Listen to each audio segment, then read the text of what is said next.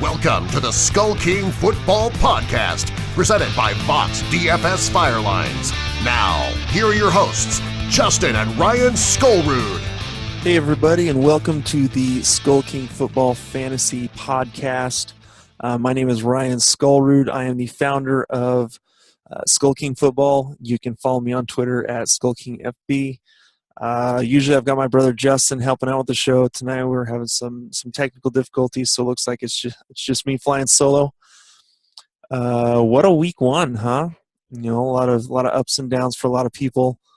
5 leagues. I think I went 2 and 3 this week. One of the leagues I had we were the 2 highest scoring teams, and it just so happened that he edged me out by 2 points thanks to a great night by D'Angelo Williams. Here on Monday night, we got some downs going on in NFL. Let's go ahead and kind of dig into it. We've got Keenan Allen. God, that's brutal. The guy just can't seem to stay healthy. Looks like it's a torn ACL out for the rest of the year. We've had a few ACL tears, and a lot of people talk about how the zero running back strategy, the zero running back strategy is supposed to kind of prevent, take away the risk of the running backs that take an absolute beating. And Keenan Allen was one guy that a lot of people pegged as having possibly having a really good season if he could stay healthy. And wow, he still had an okay game even with going out in the second quarter. He had I want to say 5 or 6 receptions for 60 yards. So it's a tough break for him. I hope that he's able to recover fully so that he can come back next year and have a good year. Another injury. RG3, this guy really can't seem to stay healthy. It looks like the reclamation project has ended, at least for now. It's looking less and less like he's actually going to be able to come back this season. At this point, they've put him on IR, and the earliest he can come back is week 10. I actually think that this is a bit of a boost, honestly, for the Browns offense. I think it gives a little bit of a boost to Duke Johnson, as RG3 was more of a guy who could run an offense with a read option offense with a running back that was more downhill, not so much on the checkdowns to running backs. He obviously, we thought that he had a pretty good connection with Gary Barnidge in the preseason. Obviously, that's not true with his couple of drops. He had Barnidge had a stinker game, but I think with Josh McCown now coming in and being the starting quarterback, I think that actually gives the boost. I think he's a more competent quarterback. He's not as athletic. Let's not go crazy here. He's not as athletic as RG3 is, but he seems to be able to stay on the field a little bit better. He can. He has a decent enough arm to be able to get the ball downfield. Look back at the year that he had a couple of years ago when he had Alshon Jeffrey and Mike Wallace with the Bears. Both of them had great years with McCown as the quarterback. The Bears were pretty successful last year with McCown as the quarterback until he got injured. So I'm okay. I like that he is now going to be the starter. I think that he will help them out, actually help them out immensely, and maybe able to get that offense going a little more smoothly this next week. So, actually get back to the Keenan Allen thing. I think with his injury, it's obviously going to give a boost to guys like Antonio Gates. Even though he didn't seem to have a whole lot of, it was kind of odd that I don't think he got targeted, or at least didn't have a reception in the second half of the game after Allen went down, which I happen to find interesting. It could have been that Casey's coverage was good enough to keep him in check. I think Travis Benjamin is obviously going to get a boost, and Danny Woodhead. Danny Woodhead really exploded last year after Keenan Allen went down. So, obviously, if you've got him, you should be in good shape in your league there. He may, push up to at least a running back 2 for now. So, a couple things I want to go over. Also want to go over in this show. Talk a little DFS. This last week, as part of our premium membership, we talked about how every week Brad Holda, owner of Vox DFS Firelines, our title sponsor of the show, he's writing up an article with a fantasy lineup, a DFS lineup that he thinks could be a real winner. I helped him out a little bit with this last lineup, and really it turned out to be, we had a couple of plays that didn't hold up, but we had a lot of good winners. For those of you who didn't get onto the website to actually see, this was the lineup we actually put together. We had Dak Prescott, who he didn't really have all that great of a game. Didn't really pull up a lot of points, but he was a good value at only $5,000 of revenue or of salary to take for him. So he was owned big simply because of the salary. Well, he didn't do a whole lot. Our 2 running backs, to start with Lamar Miller, simply just couldn't get into the end zone. I mean, he had 106 rushing yards, 4 catches, and we played this on DraftKings, and DraftKings is a full point PPR site when they do their DFS leagues. So that really helps. That really helps out. And when I play in my season long leagues, I use a full point PPR scoring system. So I really like that on DraftKings. So yeah, he had four catches for 11 yards. Not a whole lot there, but it's just couldn't get into the end zone. But he is obviously the workhorse back in Houston, and and this week he had a decent matchup and played well. Just no touchdowns, so he didn't really hurt you because the other production that he had. Go to our second running back that we had in the lineup was Theo Riddick, and he only cost $4,000. Man, he was huge this week for lineups. He had 45 rush yards for a TD. He had 5 catches for 63 yards and another TD. So I mean, you talk about great value. We'll talk about him a little bit later when we get into like waiver claims. But he was a phenomenal value for DFS. Our wide receivers did not, well, you may say a little bit disappointed, but not totally. We had AJ Green. Paid big for a couple of wide receivers. AJ Green was one of them, and man, he survived Revis. He not only survived Revis Island, he kind of nuked Revis Island, going 12 for 180. 12 catches, 180 yards, and a TD. And that TD was 60 plus. So he had a phenomenal game. He was a great pickup. Not very highly owned for some reason. I don't know why. I mean, it could have been the Revis matchup. People are scared away. But like we quoted in the article, stud receivers get theirs regardless of who's covering them, and AJ Green was no exception. Marvin Jones was another wide receiver that we had. He was a value pick at $4,600. He wasn't a great game. He had 4 catches for 85 yards. The thing that really got me is he is going to be highly involved in that offense. He had 10 targets. He only caught 4 passes, but had 10 targets in that game against Indianapolis. So he is going to be highly targeted. He didn't come out with the most catches, but he had the most targets and the most total yards for the receivers.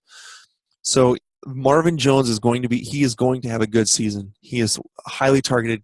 Keep watching him. If you can maybe get a trade for him, if he's for some reason available in maybe a smaller league, be sure to pick him up. He is going to have, he will provide value for you.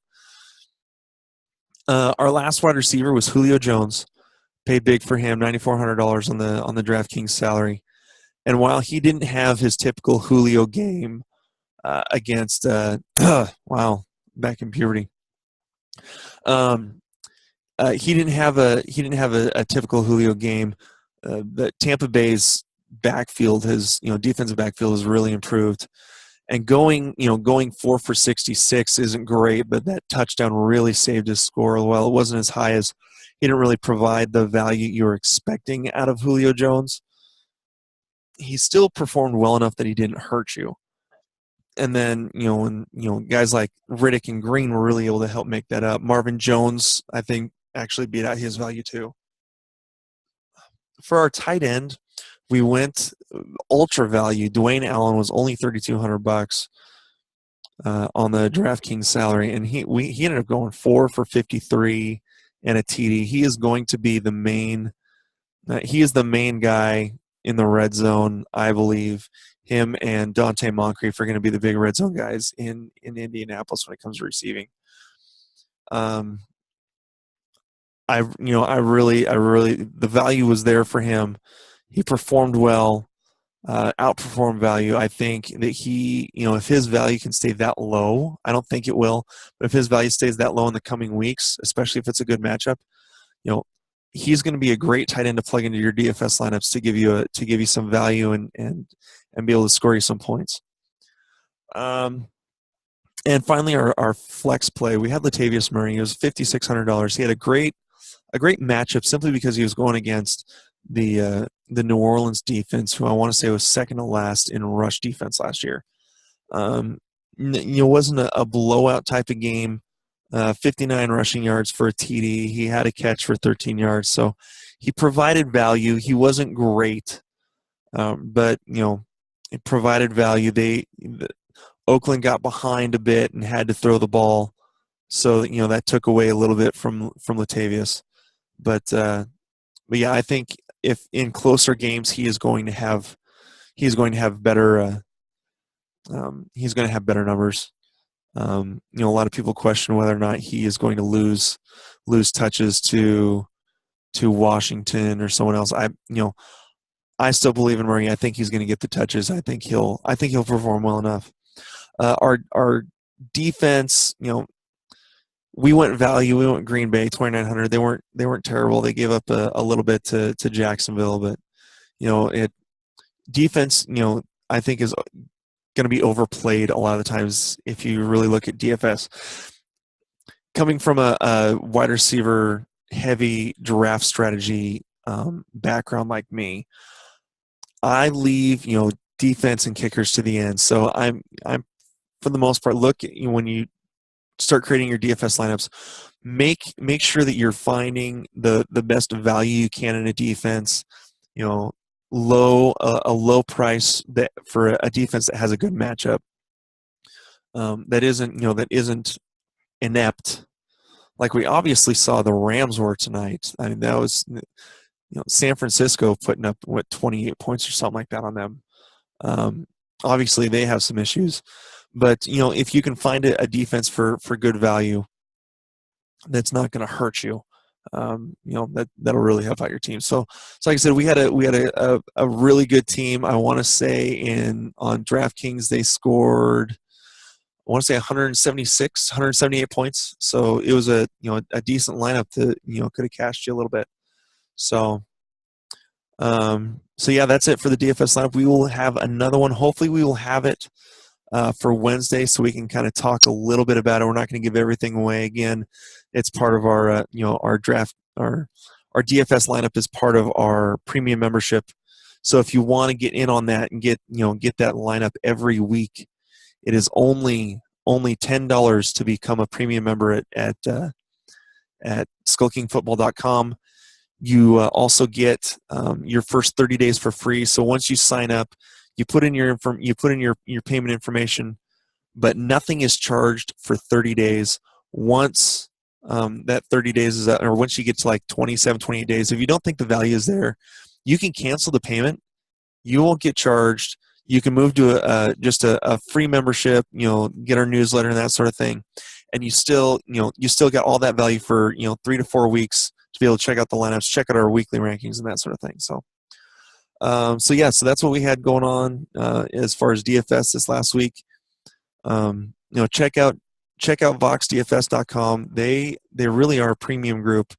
As far as providing lines, they're a great group to work with. It's nice to be able to help provide a little football knowledge to them. I don't know how much I'm actually helping out when I drop a little knowledge to them, but really they know how to develop their lines. They know how to create winning strategies for your DFS lineups. So be sure to check them out. And once you sign up, if you sign up for a membership on SkullKing, you actually get 72 hours of free consulting with them, so that they can help you with your lineup. So, again, huge value. You can take that 72 hours. Forget the $10. Cancel after a few days. Fine. Get on their website. They are great. They know what they're doing. They can develop the line. They can help you develop winning, cashing lines for your DFS lineup. So, all right. So now let's finally kind of get into our waiver section.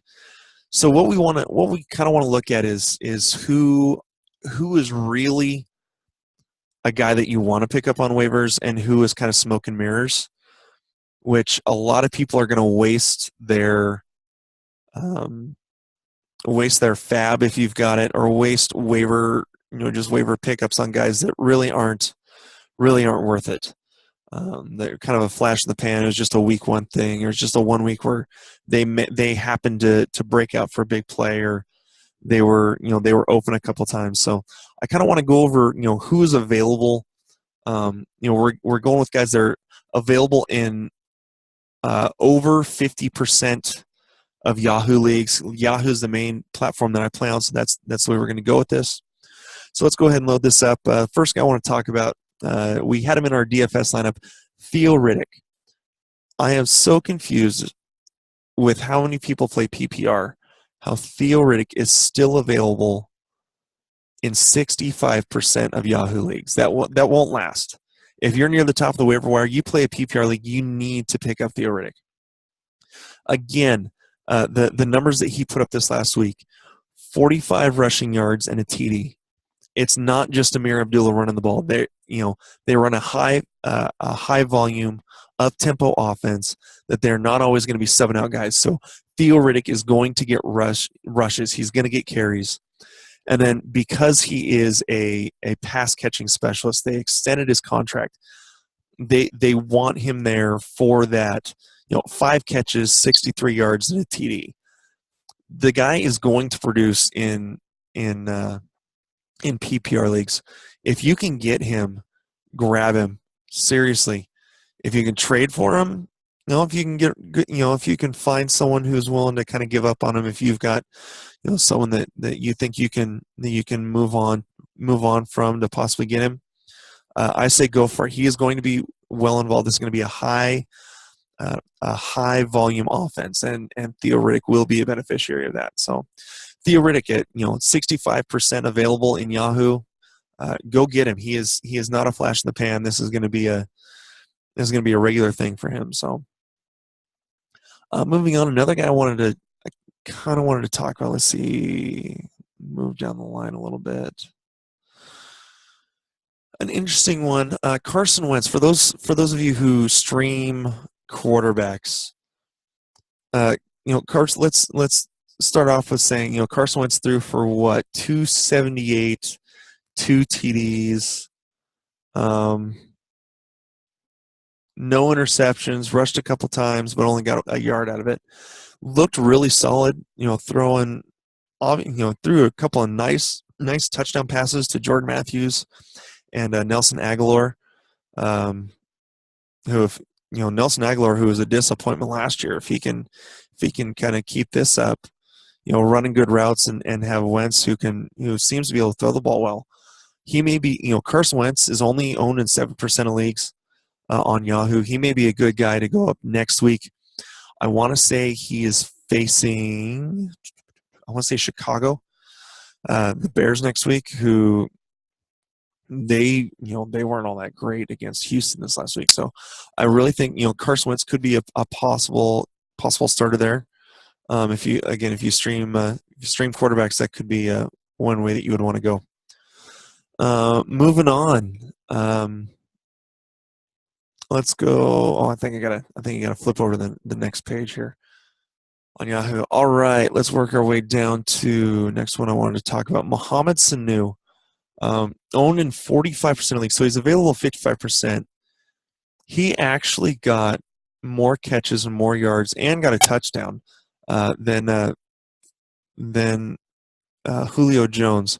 Now, let's be honest, that's not going to be the norm, but I think Mohamed Sanu is we're harkening back to a younger version of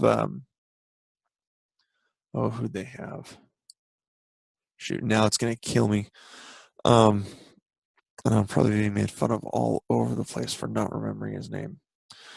The wide receiver last year opposite. Anyways, Mohamed Sanu is, he was productive in Cincinnati. Had a few good games when he was subbing in for AJ Green when he went down a few years ago. I think he could provide wide receiver 3 value.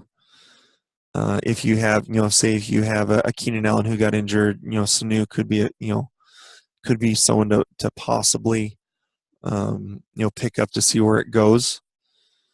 So he's a possible guy to look at. Someone else. So yeah, only owned in 45%. So again, he's a guy that you could possibly target. Another guy. Okay, these last two guys I want to be careful on. To start off, we're going to go with Jack Doyle, tight end for Indianapolis. Now, I think Doyle's value for the most part goes up more if Dwayne Allen gets hurt. Jack Doyle finished the game the game against Detroit, 3 catches, 35 yards, and 2 touchdowns.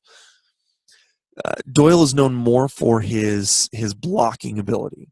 I don't think he is the Kobe Fleener this year to partner up with Dwayne Allen. I still think Dwayne Allen is the guy to own in Indianapolis as far as tight ends go.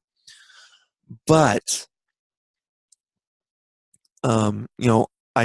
I think that this may have been just a kind of a flash in the pan. It was, it was only the 3 catches. I think Dwayne Allen provides more value, will be a more consistent player. Again, they're trying to go more 3 wide receiver sets in Indy. They did go somewhat heavy on the 2 tight ends, but I'm more confident in Dwayne Allen producing regularly than Jack Doyle. So he could maybe be someone that you'd want to keep your eye on, maybe see what happens next week. And if it looks like he's being heavily used again, then maybe put in a claim for him if someone doesn't have him. But I see it right now as he's possibly just a flash in the pan. So, and finally, the last guy I want to go over, Eli Rogers, who had a pretty decent game tonight. I'm recording this Monday night, so a pretty decent game tonight in the Monday night game against the Washington Redskins for Pittsburgh. 7 targets, 6 catches for 59 yards and a TD. He looked pretty agile, able to move around. Reminded me a little bit of kind of a Tavon Austin type once he gets the ball in space, kind of the way he can move and juke. He really seemed to be targeted highly by Ben. I don't know if that continues once Marcus Wheaton comes back. It could. Sammy Coates kind of flopped tonight. I saw that happening. Coates had such a great camp that he was really being talked up, and then once game time happened, a couple fumbles, drop passes. He just wasn't the guy that everyone was hoping he would be. So Eli Rogers has kind of stepped into that role. I don't know if that continues once Marcus Wheaton comes back, who is out with, I want to say, a shoulder injury this week. So he's maybe a guy to keep your eye on. Eli Rogers only owned in 8% of leagues, so not a lot of guys had him. I know some people that were doing just a Monday night line for DFS used him, providing great value for him. So, I'm cautiously optimistic. If you're desperate for wide receiver help, go ahead and pick him up, as a flyer, see what he does. Also, Jack Doyle's only owned in 1% of leagues. I don't think that's going to go up too much. So yeah, that's kind of where we're going. Again, Eli Rogers, Jack Doyle. If you're desperate, go ahead. If not, let him be. If you have a rolling waiver list that you kind of keep moving up. If you don't make any waiver claims, which is one of the ways to do waivers on Yahoo, I'd save them. Unless you need the running back help, go after someone like Theo Riddick or Mohamed Sanu than use it on Eli Rogers or Jack Doyle. So yeah, that's pretty much the show that we've got for today. Like I said, not a whole lot. Hopefully it wasn't too boring with just me going where it looks like we're going to have Justin back in a couple days. We're recording, so this will air Tuesday morning to kind of help everyone out with their waiver pickups. Our next show we're recording Wednesday night to go over our sleeper picks, some of our sleepers and bust picks for this coming weekend for the games coming up. I hope everyone has a good week. And we'll also have a little bit of DFS, little DFS talk next on our next show as well. We want to try to really, really boost that up so that you guys. I know that DFS is so popular. We want to make sure we're giving everyone the info that they want and that they need. So that's what we've got going on for our next show. Again, my name is Ryan Skullroot. I'm founder of SkullKing Football. We look forward to sharing this broadcast to as many people as we can. And thank you again for listening, and we'll see you guys next time.